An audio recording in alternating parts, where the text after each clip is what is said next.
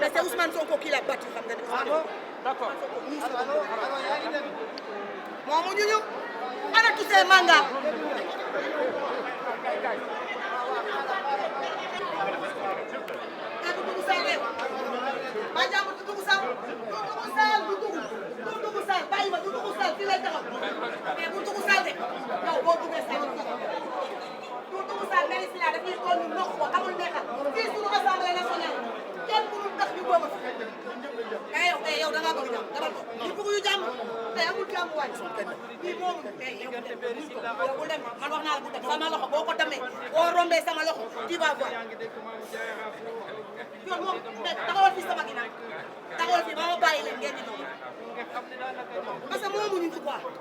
Non, ça suffit largement.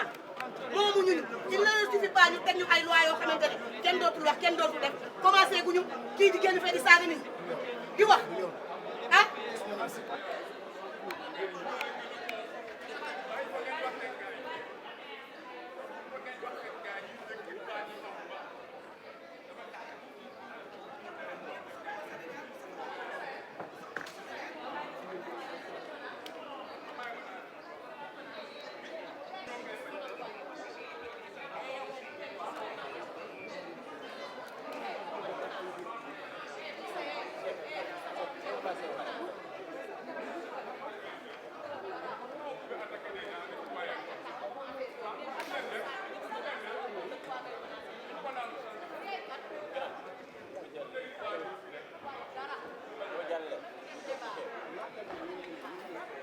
Si un membre de la mouvance présidentielle s'aventure en aucun moment à vouloir toucher un seul membre de l'opposition, qu'il sache qu'il nous verra en face physiquement.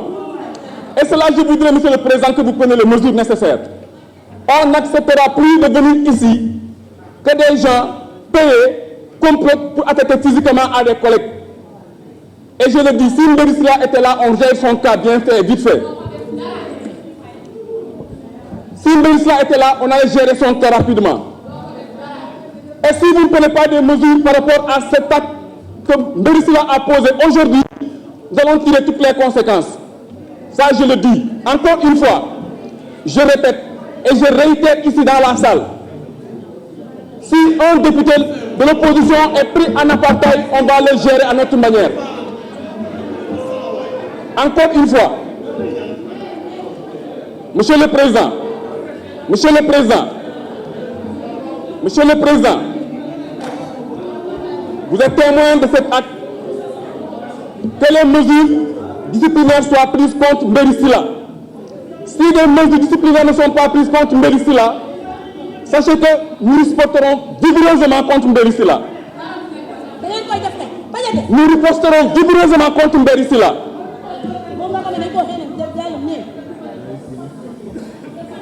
C'est ce que je...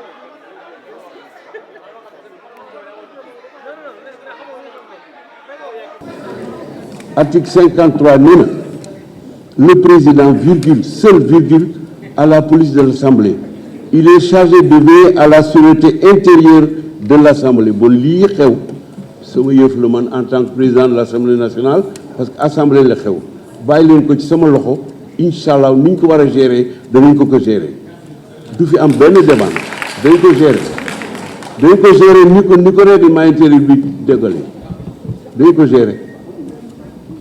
dinañ ko gérer bàyyi leen ci sama loxo parce que yoon moo ma ko jox.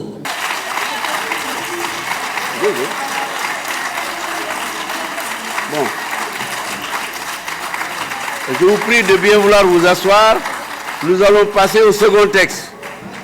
L'ordre du jour, dans cette deuxième phase de la plénière que nous avons ouverte ce matin, appelle l'examen du projet de loi numéro 11/2021 modifiant la loi numéro 65-61 du 21 juillet 1965 portant code de procédure pénale. Je donne la parole à notre rapporteur, Madame Yaya Diallo. Oui, comptez. Comptez.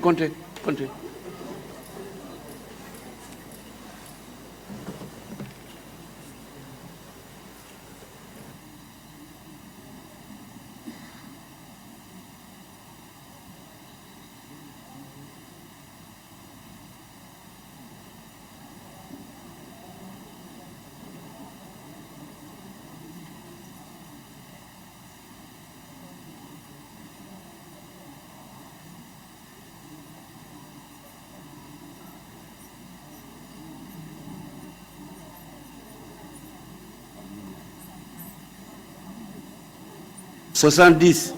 Pour quels sont ceux qui sont contre? Comptez. 70. Comptez.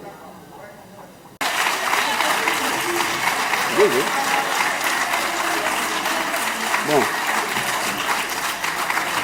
Je vous prie de bien vouloir vous asseoir. Nous allons passer au second texte.